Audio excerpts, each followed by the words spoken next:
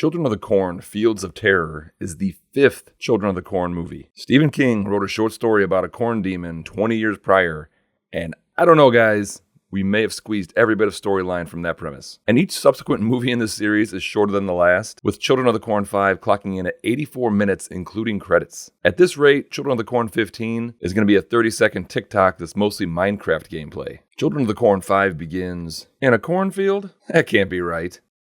By golly, it is. Okay, unconventional choice, but I'm liking that they're shaking things up a bit. You know, and this reminds me of a cartoon I saw as a kid that was way more terrifying than any Children of the Corn movie. Does anyone remember that Andy Panda short where the weed just tries to murder that flower?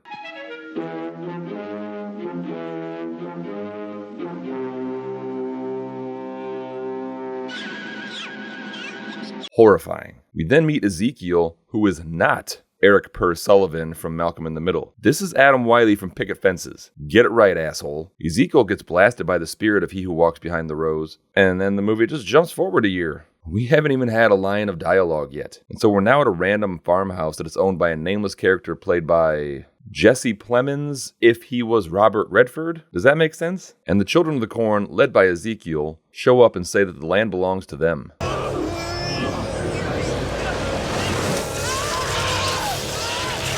Oh man, the producers of this movie really know what's scary. Telekinesis and lightning. Like I'm shitting my pants, but not because this is scary, just because of my horrible diet. We then cut to another movie already in progress, and we meet Charlotte and Laszlo. And Laszlo is played by Ahmet Zappa, son of famed musician Frank Zappa. And now I've heard of Frank Zappa my entire life, but I can honestly say I don't think I've ever heard a Frank Zappa song.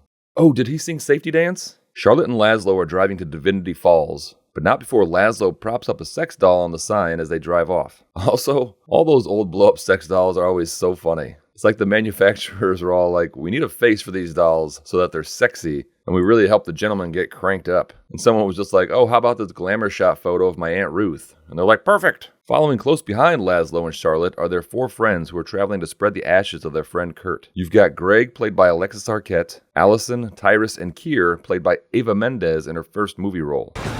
Got him right here. Hey, buddy! Get it away from me. I don't want to look at that. You guys, don't spill Kurt in my car. And you guys, cool it. We're the closest thing Kurt had to family, so let's try and have a little respect for the dead. And Keir was the girlfriend of Kurt, and the rest really just seemed like casual acquaintances of Kurt, but honestly, none of them seem particularly broken up by Kurt's passing. That's one of Laszlo's dolls. Wait, he's done this before? This is like his thing? So Laszlo and Charlotte make it to the next sex doll scavenger hunt spot, and place another one at the gas station. And while he's taping up the doll, Charlotte just disappears into the cornfield to steal corn. And Charlotte is immediately stalked by some children, and they murder her and Laszlo. That doesn't look right. I'm glad Laszlo maintains his weird sense of humor right until the very end. Really helps make this movie more terrifying. And the rest of the gang drives past the gas station, and the deflated sex doll gets thrown under their windshield and they crash. And Kurt's ashes get dumped all over them. Oh my god. Oh my god, you guys. Kurt's all over me. Haha, Kurt. You must have been one gigantic piece of shit. They walk down the road and go into a bar for information, but Greg is such an asshole that he can't help but insult the entire town. Oh, that's probably on account of your town's little hygiene problem. Your town stinks.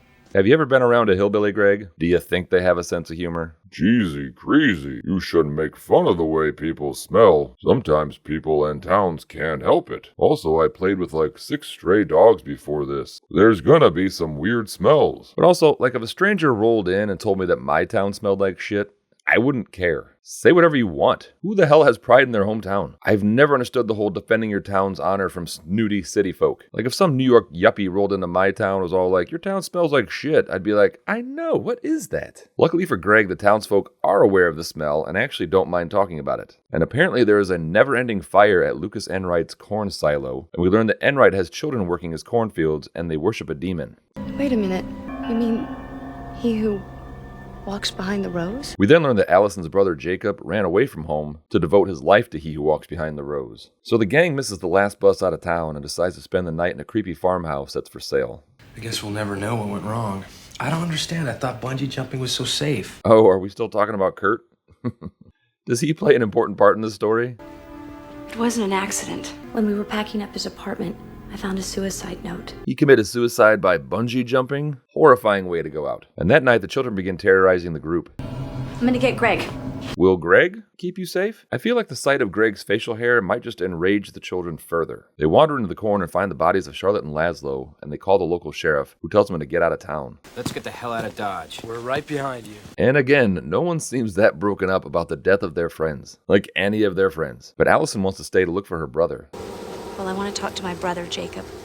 Oh gosh, you're gonna have to be way more specific. There's like 20 Jacobs in this group, 30 Hezekiahs, and no fewer than 50 Jobs. There's only one Gary, but he's aging out in a few months, so you don't really have to worry about him. They only allow Allison inside, so while she's being reunited with her brother, let's see how everyone else is coping just 12 hours after finding their friends brutally murdered.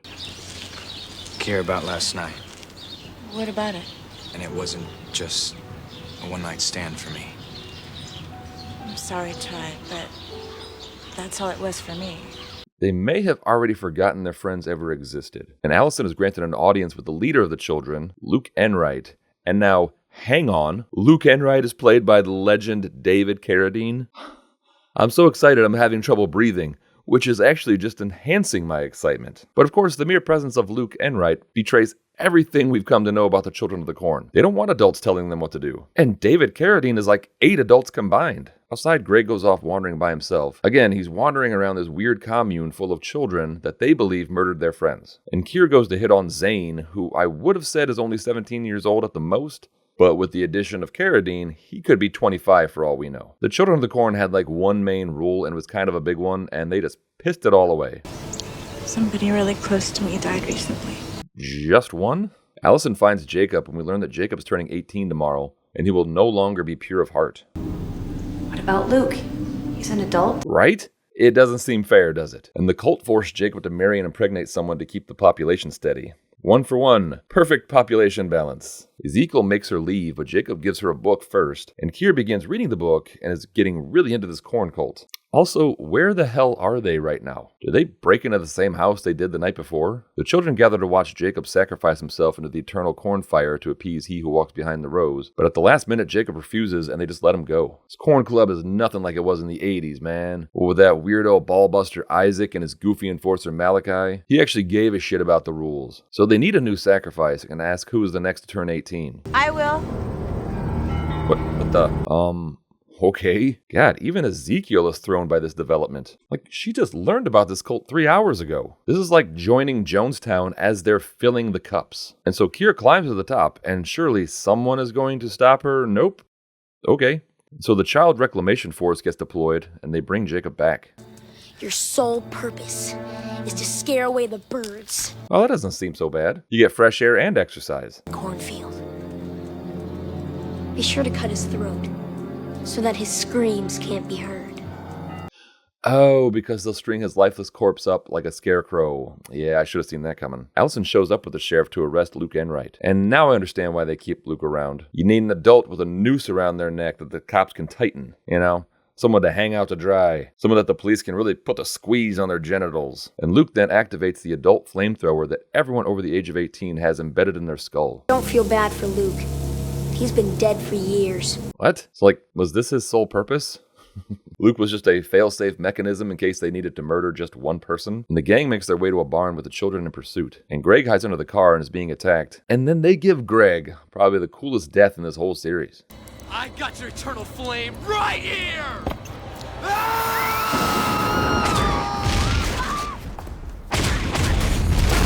I mean, he even had a cool one-liner and everything. Like, is Greg an action superstar? I've got your eternal flame right here.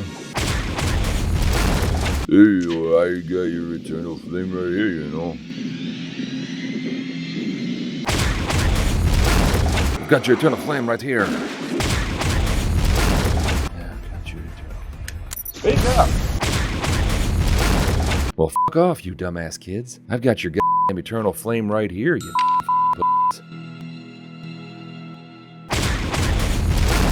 Allison climbs to the top of the tower, and she throws Ezekiel in when he tries to stop her. She then throws fertilizer and gasoline into the fire, and oh, don't forget to lock it. There you go. So he who walks behind the rose is defeated, and Allison goes to visit her nephew, and Lily's parents very easily pawn the baby off on Allison. Yeah, that's great. So, did Kier really just read a couple paragraphs of a book and then kill herself? I thought for sure she would come back as like a minion or something. Like that was her character's entire journey. Okay. Don't know how they'll top all this in Children of the Corn 6? F***ing 6?